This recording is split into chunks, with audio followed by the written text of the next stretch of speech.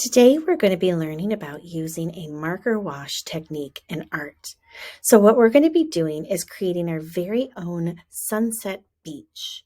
We're going to be looking at different pictures of what a beach looks like, what textures we see, and maybe trees that we want to add. You can look at different options, such as waves and other things here for inspiration, and look at more of what do you see? What colors do you see in the water?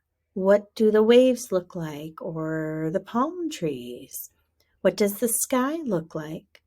So when we draw today, you can either make a giant wave like me, or you could be making just your beach scene with some of a wave. It's really up to you. We'll kind of play with some different ideas first, and then you can follow along with mine. So let's get started. All right, so let's begin working on our Caribbean sunset landscape scene here. So the first thing you can do is you can use your Sharpie and draw on your part here. If you don't feel like using your Sharpie, I recommend you can either use crayons or oil pastels, and this will help us with getting an area where we can use our markers to color in, crayons to color in, or even use our markers as watercolors to be able to color in too. So on your piece, the first thing I want you to do is to look more towards the middle of your paper, and we're going to kind of try to draw this kind of cloud-like shape. So think about how you draw a cloud. That's going to be bumpy, and each person's cloud might be a little different. Don't worry about the size of it. It could be smaller. You can have different shapes to it. It's up to you. They're basically little rainbows that connect together. Awesome. All right, so this is actually going to be our sea foam part of the big crashing wave. And what we're going to do next is we're going to draw a line, and it's going to come and curve all the way to the right side of our paper. And that is what you call the barrel of the wave. So I want to make sure I get a good arch to begin with it. So what I'm going to do is I'm going to go off of this part here and kind of do this big rainbow curve. And then I'm going to take it and I'm going to bring it all the way over to the right side of my paper, a little bit above this corner here. And what you're going to do is we're going to keep adding in these curves until we take over some of our paper. So I'm going to go again and I'm going to do the same thing. I'm going to do a large curve. I'm going to come around, and maybe this one I'll bring down to my corner. And it's always from the top of my sea foam. And I think I might do one more. If you find that you are too close together, you can do several. If you find they're big, like mine here, it goes off the page, that's okay. Pretend you're going, and then you're going to just take it all the way down to this part here. Okay? Awesome. So I know it looks a little bit rainbow-like. That's fine. This helps with, making this beautiful scene of our wave curving over here. The next thing we're going to do is we're going to add our horizon line. So your horizon line is where the ground and the sky meet. So what I'm going to do is I'm going to choose my horizon line. I'm going to put it right here in my paper. And because I have some space for my cloud, I'm going to drag it over this way. Awesome. And then above that, I want to show like some trees, like what we call the vegetation, things that you might find on an island. Okay? So I'm going to just draw some kind of mountain looking wave like this. And I might have a little bit of a sun hiding back here. And maybe some palm trees, right? So to draw my palm trees, I'm just going to draw a line up. And from this top part here, I'm going to come back down, but I'm going to come back down a little thicker. And so I will color this in, right? And then I'm going to just draw a couple lines coming off of it like this. And now it looks weird. I know. But then what we're going to do is add these little V's on each of the branches, and it starts looking like a palm tree, right? So there's my first palm tree, and then I want to make another one. I'm going to curve it this way. Same thing. I go from the top and I come down so it's nice and thick at the base. And I'm going to make my 4 lines coming off of it. And I'm going to add my V's. And then it looks more like a palm tree. Right? Okay. So now that I have my palm trees, what I'm going to do is I'm going to add some texture lines. So I want to have some waves, some wavier lines, right? Kind of in my water, like this. Okay, and I can also add some marks, some fun marks in my vegetation area. Maybe I want these to continue a little bit more back here, like that. Awesome. So now that we have that started, let's talk about how we're going to color in our area, okay? So what I'm going to do is get my markers. If you wanted to, you could do a couple things. If you have crayons at home, you could use your crayons or oil pastels to add in some color, and then we'll do our markers.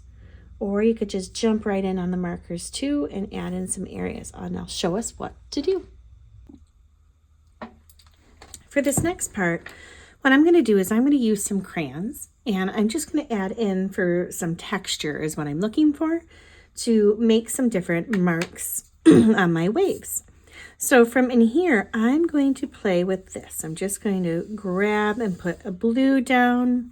I'm going to take another blue. I think I'm going to add this one here. Kind of making more waves inside of my big giant wave in my water here. I can go over and do the same thing and kind of trace a little bit of my black Sharpie that I did, just to give a little bit more texture when we go to do our kind of marker wash. And then for my greenery area, I'm just going to kind of add in some marks for my mountain-esque hills. Maybe add a little bit in for my palm trees. You can do little circles, swirls. It's up to you. Don't have to. You can leave it like a shadow that way too. All right, so the next thing that I'm going to have you do is I'm going to have you try to grab a bag. So I'm going to slide this over to show you.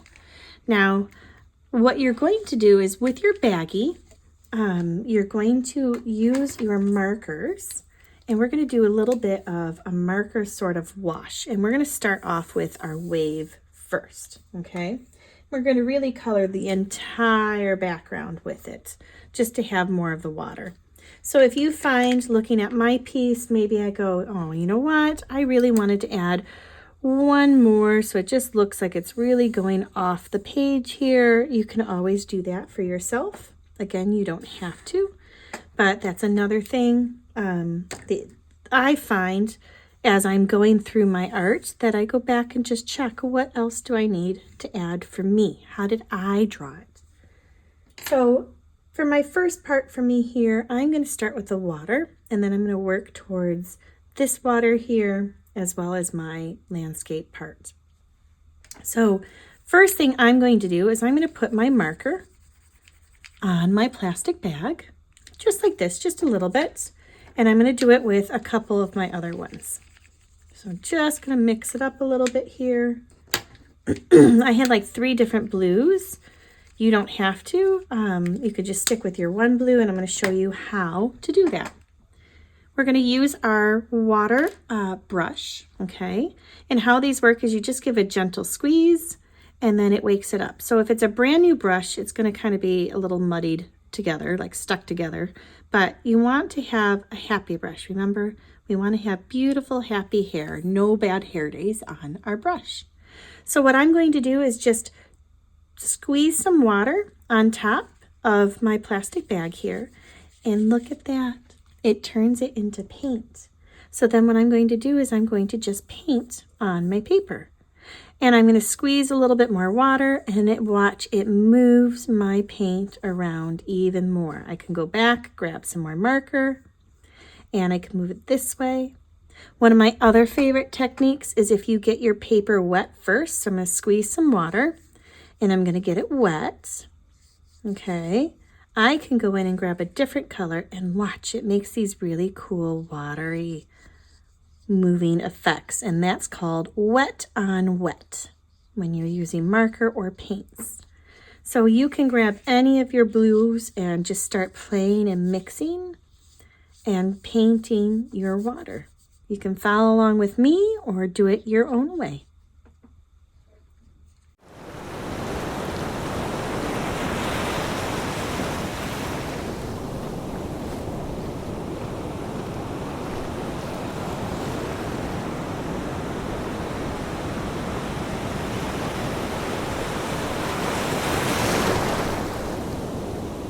Another technique that you can have on here is you can go in with your marker and you can actually darken the lines, and you can wake up the marker this way. So if you're looking and going, you know what, I really want it darker in some of these areas and the water is just making it too light, take your marker and you can outline around.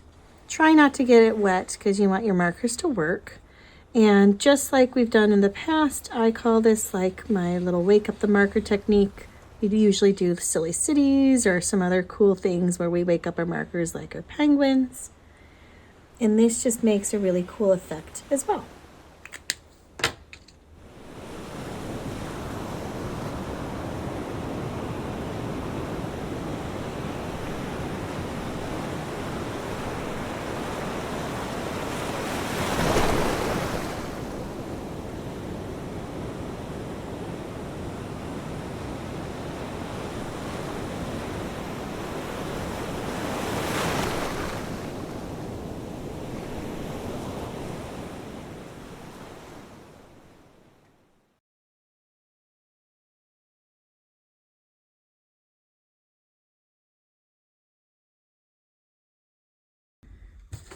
When you're ready to clean off and work to your next part, you just use a paper towel or a napkin, a Kleenex, and you wipe your bag clean. Because we like to reuse our bags. It's really simple, right? You can clean up any of the little space, and then let's work on to the next things.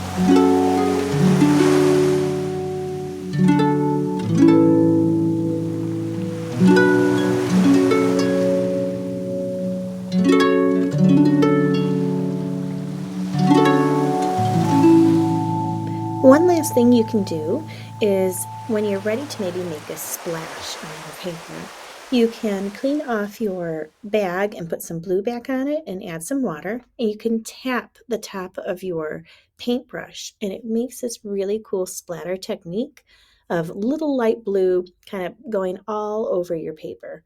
Another thing is if anything is a little bit wet, you could also sprinkle some salt, but that's about it. I'm so proud of you, and I can't wait to see how these turn out.